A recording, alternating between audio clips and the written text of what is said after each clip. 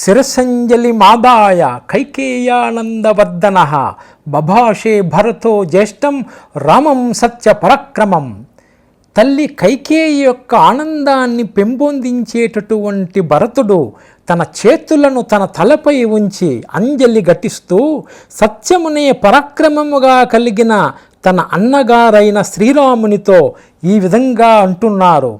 పూజిత మామికా మాత దత్తం రాజ్యం మిదం మమ తదద్దామి పునస్తుభ్యం యథా త్వా మదదా మమ. ఓ రామన్న, నా తల్లి మాటలను గౌరవించి మీరు ఈ రాజ్యాన్ని నాకు ఇచ్చారు. అప్పుడు మీరు ఇచ్చినట్లుగా మీరిచ్చిన రాజ్యాన్ని నేను ఇప్పుడు మళ్ళీ మీకు తిరిగి సమర్పిస్తున్నాను. ధురమే కాకినా నెస్తా మృషభేన బలీయస కిశోరవద్గురం భారం నా ఓడు మహముత్సహే. బలమైన ఎద్దు మోయదగిన బరువైన ఈ రాజ్య భారాన్ని లేగదోడలాంటి నేను ఒక్కడిగా మోయలేకున్నాను. వారి వేగేన మహతా భిన్న సేతురివక్షరన్ దుర్బంధనమిదం మన్యే రాజ్యఛిద్రమ సంవృతం.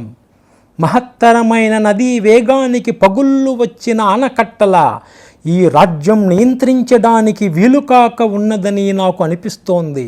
గతిం కరైవా స్వస్య హంససేవచ వాయస నాన్వేతుముత్సహే దేవా తవ మార్గమరిందమ. ఓ శత్రునాశక రామన్న, గుర్రముల గతిని ఒక గాడిద ఎలా అందుకోలేదో, హంసల యొక్క గతిని ఒక కాకి ఎలా అందుకోలేదో, అలా నేను కూడా మీ మార్గాన్ని అనుసరించలేకున్నాను. యథా చారోపితో వృక్షో జాతశ్చాంతర్నివేశనే మహాంచ సుదురారోహో మహాస్కంద ప్రసాకవాన్. శీర్యేత పుష్పితో భూత్వా నా ఫలాని ప్రదర్శయన్ తస్య నానుభవేదర్థం యస్య హేతో సా రోప్యతే. ఏషోపమా మహాబాహో త్వదర్థం వేతుమర్హసి యజ్జస్మాన్మనుజేంద్ర త్వాం భక్తాన్ భృత్యాన్న సాధిహి.